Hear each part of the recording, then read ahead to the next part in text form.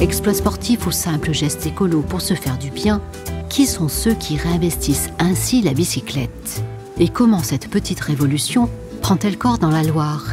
Et notamment à Saint-Étienne, patrie des frères Gautier, créateurs du premier vélo français en 1886.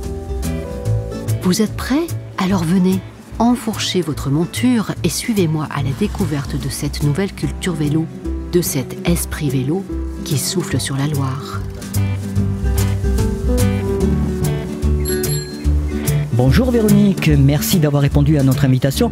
On vient d'écouter la bande-annonce de votre documentaire disponible sur la plateforme Dailymotion de la chaîne télévision Loire 7. Alors question toute simple, comment vous est venue l'idée de vous intéresser au vélo, vous qui n'êtes surtout pas cycliste?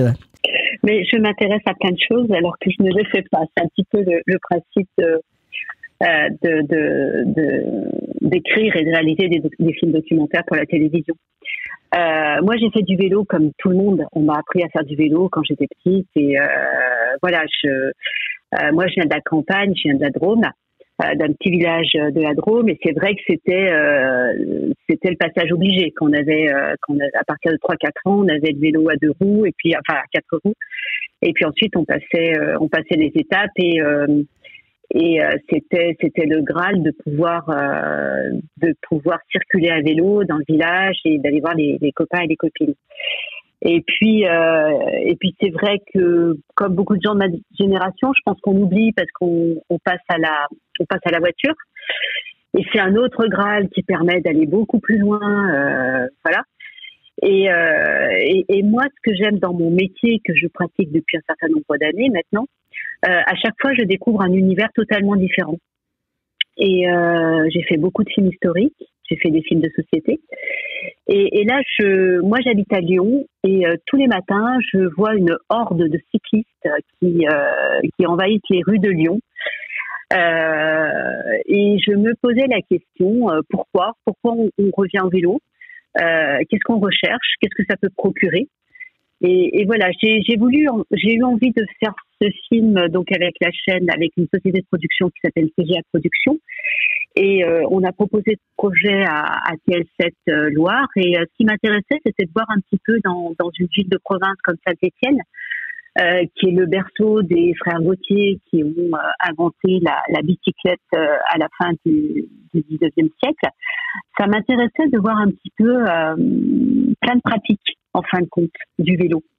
Moi, à chaque fois, ce que j'ai envie de faire, c'est faire découvrir, en tant que néophyte, comment c'est vraiment faire découvrir à la fois à ceux qui font du vélo, mais aussi à ceux qui voient ça de très très loin. Là, vous êtes parti non pas sur Lyon faire votre enquête, mais sur Saint-Étienne. Et dans ce documentaire, coproduit par Nomad Productions, TGA Productions et Télévision Loire 7, vous êtes parti vraiment à la rencontre des adeptes de la bicyclette. Qu'avez-vous appris au fil de ces rencontres? J'ai vraiment découvert un univers d'abord très chaleureux et de gens qui veulent partager. Mais je voulais voir comment, parce qu'il y a un certain renouveau de la filière cycle dans le département de la Loire, et je trouvais très intéressant de faire ce lien entre un passé très riche qui a périclité dans les années 70-80, plutôt 80, à cause de l'évolution de nos sociétés et de nos pratiques de mobilité. Et je trouvais intéressant de voir comment les gens reviennent au vélo. Et c'est pour ça que je me suis attachée à montrer une grande diversité d'adeptes du vélo, que ce soit dans le domaine sportif, associatif,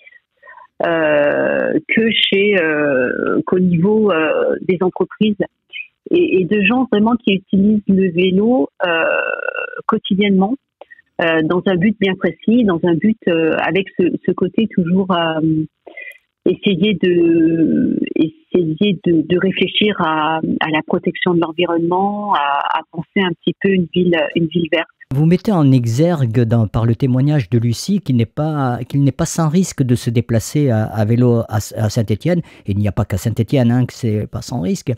Il aurait été peut-être intéressant d'avoir le point de vue d'un élu justement sur les infrastructures, qu'est-ce qui allait se faire et pourquoi pistes cyclables qui n'ont que le nom de pistes cyclables.